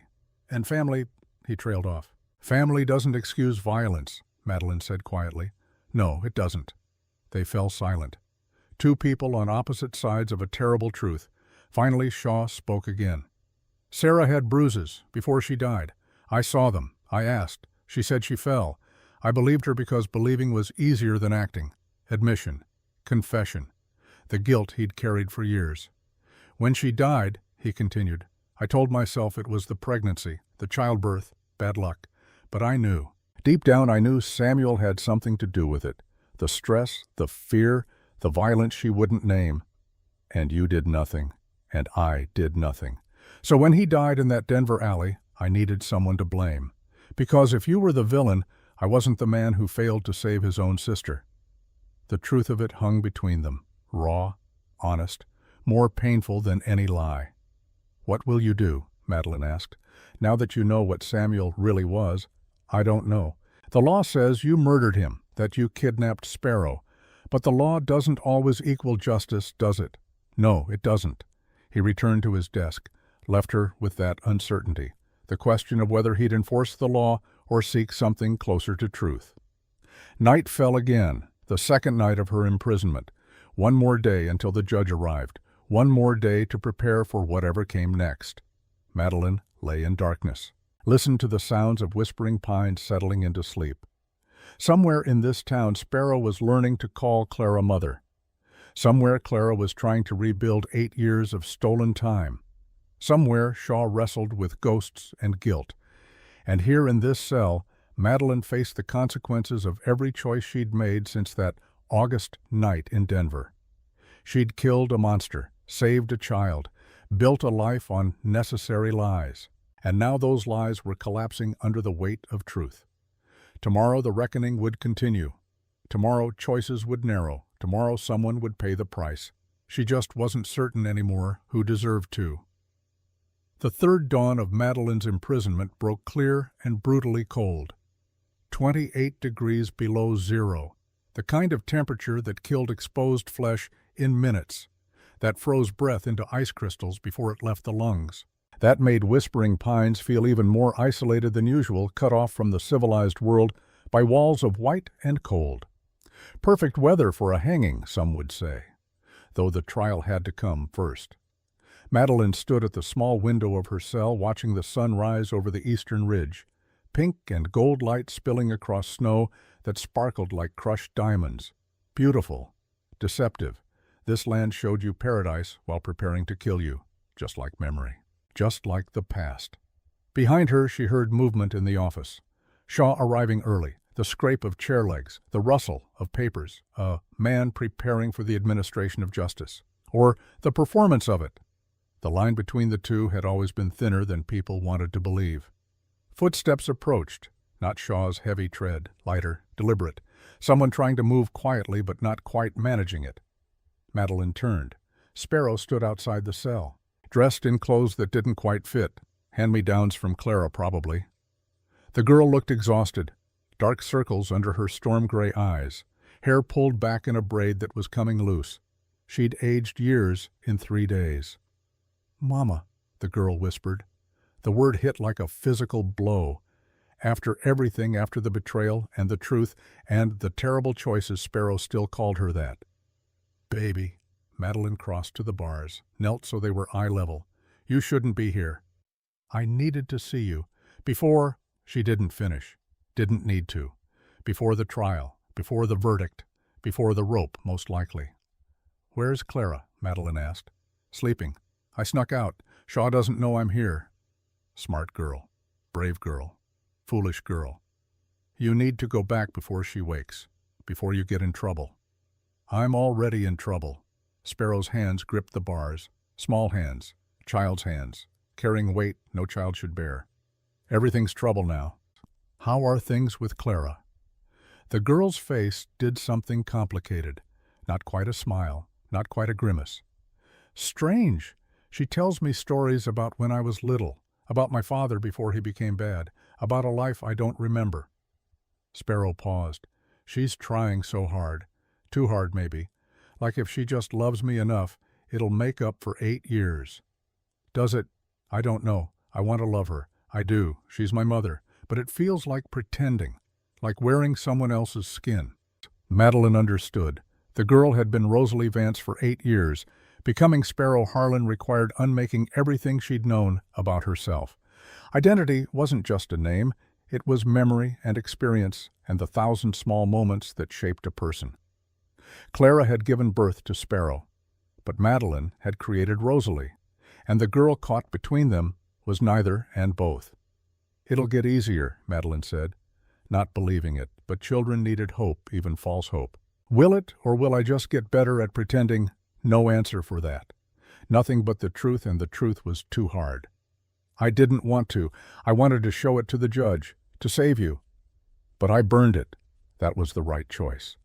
"Was it?" The girl's voice cracked. "Because now you're going to die, and Clara gets everything, and I lose the only mother I've ever really known." Tears streamed down Sparrow's face. She didn't wipe them away, just let them fall. Madeline reached through the bars, pulled the girl as close as iron allowed. "Listen to me," she said, voice low, urgent. "Whatever happens today, you survive. You grow. You become the woman I know you can be, strong, kind, brave. I don't want to be strong. I want you. You'll have me, in here." Madeline touched the girl's chest over her heart. "Every lesson, every story, every moment. They don't disappear just because I do. That's not the same. No, but it's what we have." They held each other until footsteps approached. Shaw coming to start the day. Sparrow pulled away, wiped her eyes. "I love you, Mama," she whispered. "I love you too, baby, always." The girl fled before Shaw could see her, quick and silent as a ghost. Madeline remained kneeling by the bars. The hard floor pressed against her knees. Coming loss hollowed her bones. Shaw appeared, took in her position, said nothing about the wet marks on the floor where Sparrow's tears had fallen. "The judge arrived last night," he said.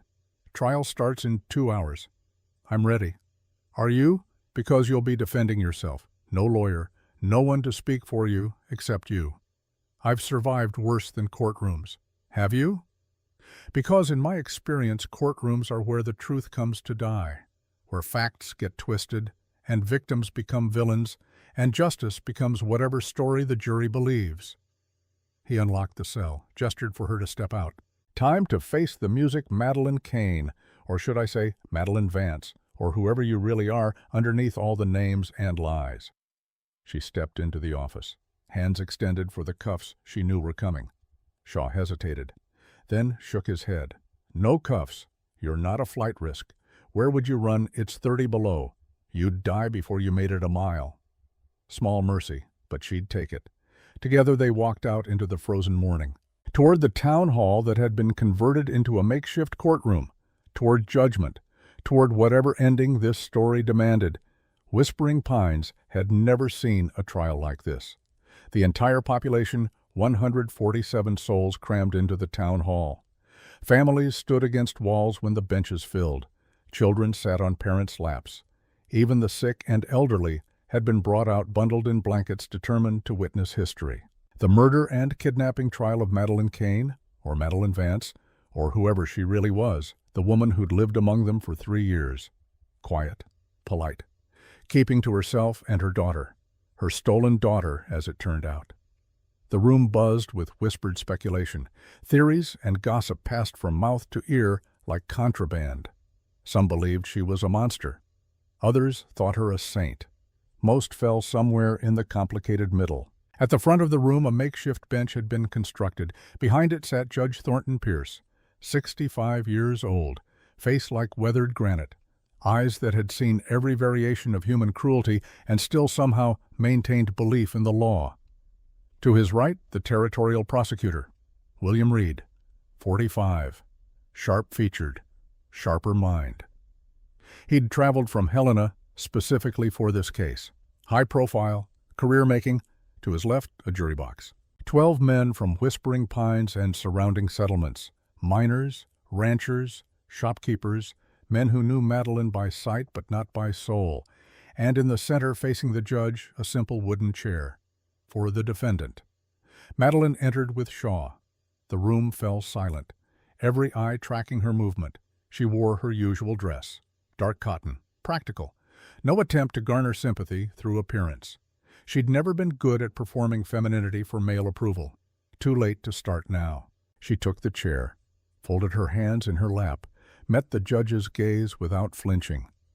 Madeline Kane, Judge Pierce said, you stand accused of 2 counts of murder in the first degree and 1 count of kidnapping.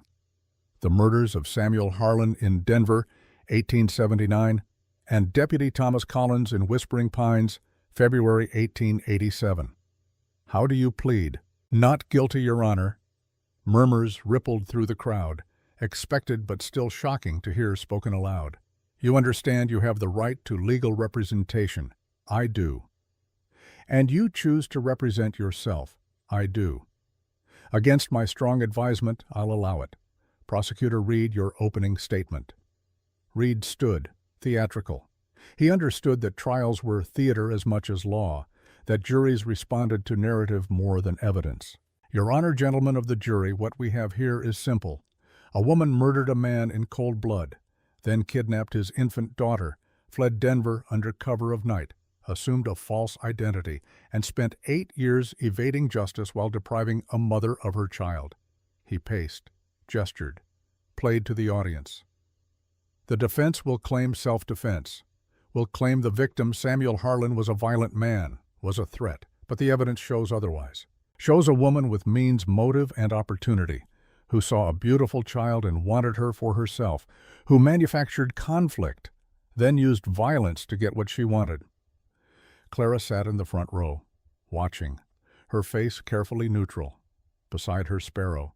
The girl stared at Madeline with an expression that broke hearts, love and betrayal and confusion all warring in her young face.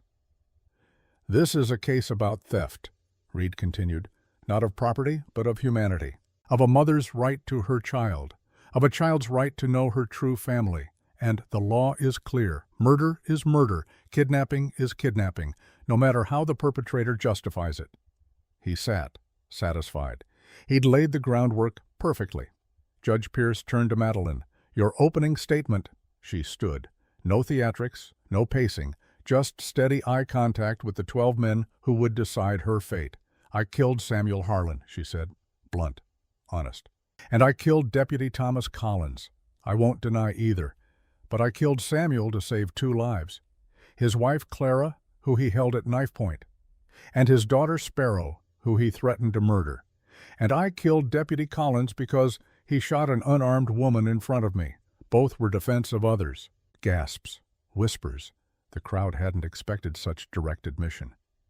"I took Sparrow because her mother asked me to, begged me to, because she knew Samuel would kill the child if he survived, or if he didn't survive, would haunt her forever." Clara's face twitched. Memory or discomfort, impossible to tell. "I renamed her because we needed to disappear, to stay safe. I raised her because I loved her, because she deserved a childhood without violence, without fear." Madeline's voice remained steady. No tears, no pleading. "I won't apologize for saving a life, for giving a child safety and love. But I will admit this. I should have found a way to contact Clara sooner, should have given them both the truth when Sparrow was old enough to understand." She sat. The room erupted. Everyone talking at once. Judge Pierce banged his gavel. "Order?" "We'll have order." Silence gradually returned. "Prosecutor Reed, call your first witness."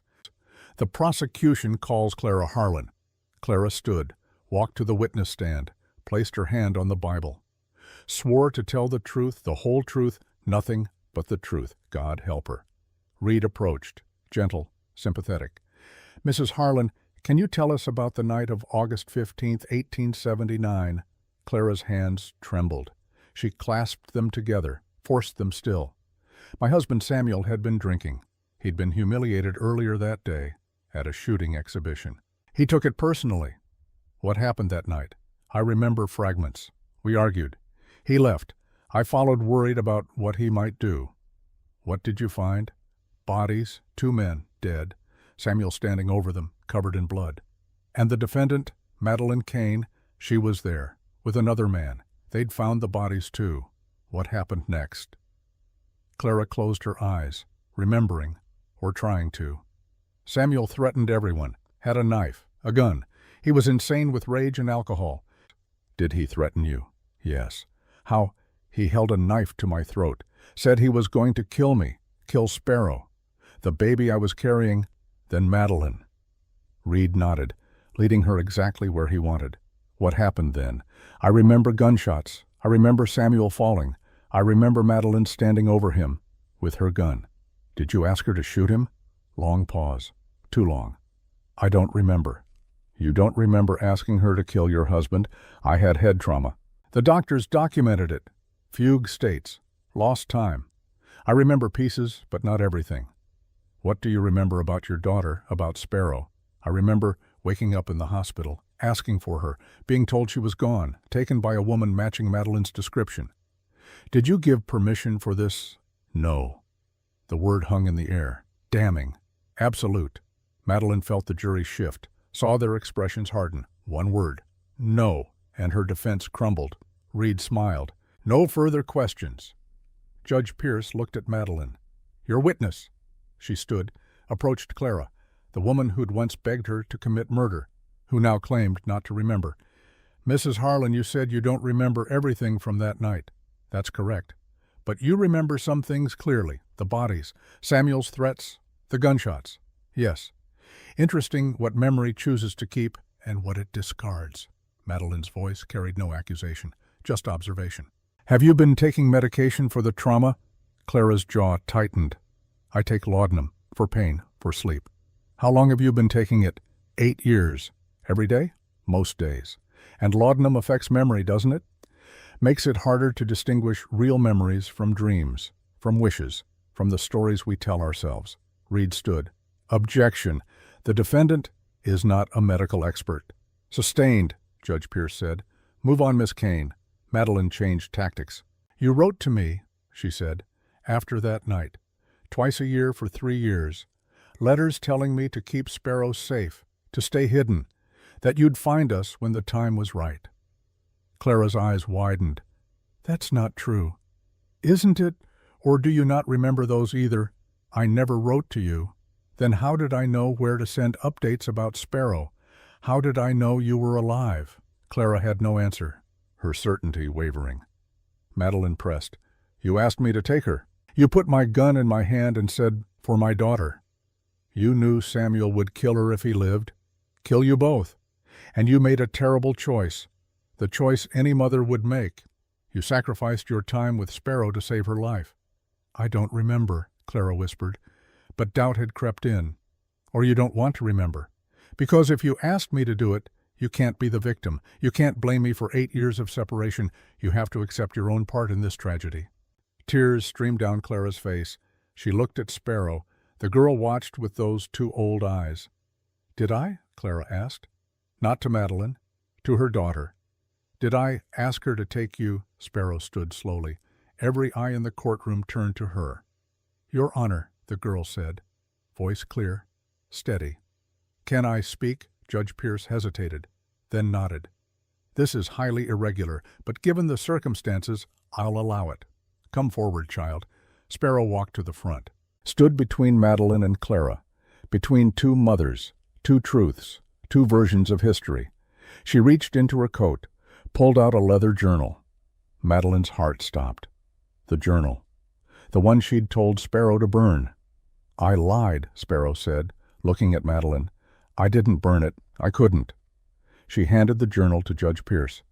This is Clara's diary, from 1879, hospital entries. She wrote about that night, about asking Madeline to kill Samuel, to take me, to keep me safe. Clara gasped. Where did you get that? From your room. You've been writing trying to remember, and you did remember. You just chose not to admit it. The judge opened the journal, read silently. His expression shifted, hardened. Mrs. Harlan, he said, did you write this? Clara looked at the journal, at her own handwriting, at the truth she'd tried to bury. Yes, but I was confused, traumatized. I didn't know what I was writing. You wrote, and I quote, I remember asking the woman to take Sparrow, to keep her safe. I remember begging her to finish Samuel. God forgive me. I was out of my mind. You dated this entry, October 1879, 2 months after the incident. You were recovered enough to write coherently, to document your memories. Clara crumbled. I did ask her. I did, but I thought it would be temporary. I thought she'd bring Sparrow back once it was safe. Did you communicate that? I don't know. Everything was chaos. Police, questions, the miscarriage. By the time I was well enough to think clearly, they were gone. Judge Pierce closed the journal, looked at Prosecutor Reed. Counselor, in light of this evidence, do you wish to revise your charges? Reed stood, his theatrical confidence deflated. He'd built his case on Clara as reliable witness. As victim, the journal destroyed that foundation. Your Honor, I'd like to request a recess to review the evidence. Granted, 1 hour. The gavel fell. The room exploded into chaos. They reconvened exactly 1 hour later. The crowd had grown, if possible. Word had spread, the trial of the century, or at least of Whispering Pines. Prosecutor Reed stood. He looked older, tired, the confidence replaced by grim duty. Your Honor, after reviewing the evidence, the prosecution is willing to offer a deal. Madeline felt Sparrow grip her hand. The girl had been allowed to sit beside her during the recess. Small mercy. What deal? Judge Pierce asked. We dropped the murder charge for Samuel Harlan entirely. The evidence suggests Mrs. Harlan requested the killing. As for Deputy Collins, we reduce to manslaughter. He fired first at an unarmed civilian. You responded to protect her. Given the circumstances, a jury would likely find justification. That makes it conspiracy, not murder. And given the circumstances, Samuel Harlan's documented violence, we believe a jury would acquit. And the kidnapping charge, we reduce it to custodial interference, a misdemeanor, in exchange for a full confession on the record about what happened, who asked what, everything. Madeline stood. And Clara, what happens to her? Reed glanced at Clara. She sat frozen, understanding that her own words had created this trap. Mrs. Harlan would face charges for conspiracy to commit murder, but given the circumstances, we'd recommend probation, not prison. And custody of Sparrow. That's for family court, separate proceeding, but if both women confess truthfully, the judge will decide based on the child's best interest. "What do you say, Miss Kane?" Judge Pierce asked. "Accept the deal or take your chances with a jury?" Madeline looked at Sparrow, at the girl who'd saved her by keeping the journal, who'd lied about burning it to protect her, who'd made an impossible choice and would live with it forever. "If I confess," Madeline said, "Clara doesn't have to testify against me." "Correct. And Sparrow doesn't have to choose in open court." "Correct. Then I accept, on one condition, which is, after I confess, after I'm sentenced, I want 1 hour, unsupervised, with Sparrow to say goodbye properly." Judge Pierce nodded. "Granted. Then I'll do it." The confession took 30 minutes. Madeline told everything: the shooting competition, Samuel's humiliation, the murders in the alley, the knife at Clara's throat, the terrible moment when Clara had pressed the gun into her hand and said, "For my daughter." The decision to pull the trigger, the choice to take Sparrow, the 8 years of running, of hiding, of building a life on necessary lies. She spared nothing, not even herself. When she finished, the courtroom sat in stunned silence. Judge Pierce spoke. "Madeline Kane, you've pled guilty to custodial interference and manslaughter in the death of Deputy Collins. For the manslaughter, given the circumstances of defense of another time served. For the custodial interference, 3 years suspended, provided you relinquish all parental rights to Sparrow Elena Harlan and agree to no contact for a period of 2 years. The words hit like bullets. 2 years of no contact. The child needs time to bond with her biological mother. Without confusion, without divided loyalty. 2 years, then if both parties agree, supervised visitation may resume." "Your Honor, that's final. Unless you'd prefer to take your chances with a jury on the kidnapping charge." Madeline had no choice. They both knew it. "I accept." The gavel fell, and with it, 8 years of motherhood ended. The gavel fell. Before it could settle, Clara stood. Her voice rang out across the silent courtroom. "Your Honor, there's one more thing. Something my daughter deserves to know before we leave this place." Judge Pierce looked up surprised. "Mrs. Harlan." Clara turned to face Sparrow. The girl sat rigid, processing the sentence that had just split her life in two. "Sparrow," Clara said, voice shaking but determined. "Samuel Harlan was not your biological father." The courtroom erupted. Gasps, whispers. Madeline's head snapped up. Sparrow stood slowly. "What?" "I had an affair," Clara continued, each word clearly costing her. "Before you were born, with a traveling preacher named Thomas Green. Samuel found out when you were 2 years old. That's when everything changed. That's when he became—" She couldn't finish. Didn't need to. "The violence," Madeline said quietly. "That's why he hated her." "Yes." Clara's eyes filled with tears. "You were a constant reminder of my betrayal, of his humiliation. He never forgave me. And he never looked at you the same way again." Sparrow's face had gone pale. "So the man you killed," she said to Madeline, "wasn't even my real father." "No," Clara answered. "Your biological father died of cholera in 1879, 3 months before Samuel's death. You'll never know him." The weight of this settled over the room like fresh snow. Another layer of complication. Another truth that changed everything. "Why tell me now?" Sparrow asked. Clara stepped closer to her daughter. "Because we're building our relationship on truth. Complete truth. No more lies. No more secrets. If you and I are going to be family, you deserve to know everything." She paused. Met Madeline's eyes across the courtroom. "Even the parts that shame me." Judge Pierce cleared his throat. "Mrs. Harlan, this doesn't change the custody arrangement. You're still Sparrow's legal mother." "I know, Your Honor. I just needed her to know, needed everyone to know, that Samuel Harlan's blood doesn't run in her veins, that whatever monster he became, she didn't inherit it." Sparrow looked between her 2 mothers. The woman who'd given birth to her with another man, the woman who'd killed her non-biological father to save her. The layers of deception, of violence, of tangled parentage. "I don't know who I am anymore," she whispered. Clara reached for her hand. "You're Sparrow, my daughter." "That's enough." And with that revelation hanging in the air, the court finally truly adjourned. For the last time in 2 years, maybe for the last time in 2 years, maybe the last time ever. Sparrow threw herself into Madeline's arms, sobbing. great wrenching sobs that shook her small frame. "I'm sorry," the girl kept saying. "I'm sorry I lied about the journal. I'm sorry I showed it to the judge. I'm sorry." "Shh, baby, you did the right thing. But now I lose you. For 2 years, that's all, just 2 years. That's forever when you're 10. Madeline held her tighter. "I know, but you'll survive. You're strong." "I don't want to be strong. I want you." No answer for that. Nothing but the truth of it. They sank to the floor, held each other, let the tears come. Finally Sparrow pulled back, wiped her eyes. "Will you tell me something true?" she asked. "One last true thing before you go? Anything. Do you regret it? Taking me? Knowing what it cost?" Madeline cupped the girl's face, looked into those storm-gray eyes. "Never. Not for a single moment. Loving you wasn't the cost. It was the reward. Everything else was just the price of admission." "What if I forget you?" 2 years is a long time.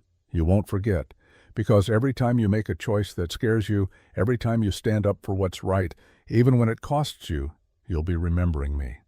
They talked until the hour ran out, about nothing and everything, about memories they'd made, about the future they'd have to postpone, about love that distance couldn't diminish. When Shaw knocked, they stood together. 2 years, Madeline said, "and then we find each other again. Promise, promise." One last hug, one last moment. Then Sparrow left, and Madeline was alone. They gave her until morning to leave Whispering Pines, pack her belongings, close up the cabin, disappear back into the wilderness she'd emerged from 3 years ago. Madeline worked through the night. Most of what she owned she left for Sparrow. Clothes the girl would grow into, books they'd read together, the rifles and ammunition. She kept only what she could carry, one bag, one horse, one direction, south, toward Colorado, toward somewhere she could start again, though starting again felt impossible when she'd left her heart behind. As dawn broke, she rode to the edge of town. One last look at Whispering Pines, the place that had been home, had been safety, had been the site of her greatest joy and deepest loss. In the distance she saw a figure, small, bundled against the cold. Sparrow. The girl stood watching, raised one hand in goodbye. Madeline raised hers in return, then turned her horse south, and rode away from everything she loved. The Montana winter gave way to spring, spring to summer, summer to fall. The seasons turned, the world continued. Life moved forward whether you were ready or not. Madeline found work on a ranch outside Denver. Ironic, returning to the city where it all began. But the ranch was remote. The owners didn't ask questions, and she could lose herself in the physical labor of fence mending and cattle herding. At night, alone in the bunkhouse, she wrote letters to Sparrow, letters she couldn't send. 2 years of no contact meant exactly that, but she wrote anyway, documented her days, her thoughts, her memories, built a record of the time apart, so when they reunited, if they reunited, Sparrow would know she'd never been forgotten. The letters piled up. Dozens, then hundreds. 2 years' worth of one-sided conversation, of a mother's love persisting across enforced distance. In Whispering Pines, Clara and Sparrow built something fragile and complicated. Not the instant bond Clara had hoped for, not the easy reconnection, but something. Clara told stories about Samuel before the violence, about the man he'd been when they first married. Charming, ambitious, kind in his way. She didn't hide his darkness, but she gave it context, showed Sparrow that people were rarely simple, rarely all monster or all saint. Sparrow listened, learned, began to understand the woman who'd given birth to her, but she never stopped missing Madeline, never stopped counting the days. 730 days, then 729, then 728. Each one crossed off on a calendar hidden under her mattress. Clara knew about the calendar, said nothing. She understood. Love wasn't a competition, wasn't zero-sum. Sparrow could love them both, even if it hurt, especially if it hurt. The 2-year mark fell on a Tuesday in February, 2 years exactly since the trial, since the sentence, since the separation. Madeline rose before dawn, packed her belongings, gave notice at the ranch. The foreman tried to convince her to stay. Good worker, he said, reliable. but she had somewhere to be, someone to find. The ride to Whispering Pines took 3 days. She could have taken the train, made it faster, but she needed the time, needed to prepare herself for the possibility that Sparrow had moved on, had chosen Clara, had decided 2 mothers were one too many. She arrived at dusk. The town looked the same weathered buildings, same dusty street, same mountains looming in the distance, but everything felt different. She rode to the old homestead, the cabin she'd built, the home she'd been forced to abandon, found it occupied. Clara and Sparrow lived there now, lights in the windows, smoke from the chimney. Her home, their home, all of them tangled together. Madeline dismounted, tied her horse, approached the door, raised her hand to knock. The door opened before her knuckles touched wood. Sparrow stood there, 12 years old now, taller, face losing its childish roundness, becoming the woman she'd someday be. But the eyes, those storm-gray eyes, still the same. "You came," Sparrow said.